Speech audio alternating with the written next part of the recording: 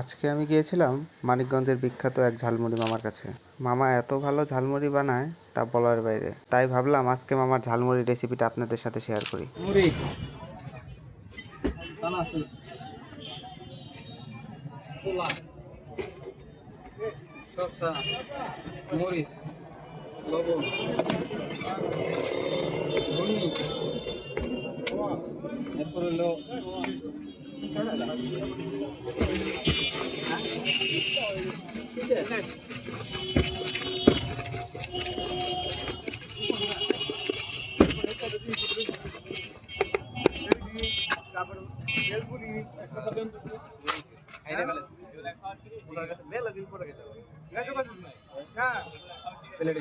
আগে যে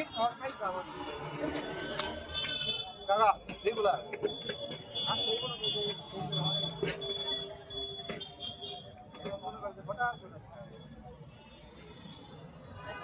এই যে যা যা কি আসলো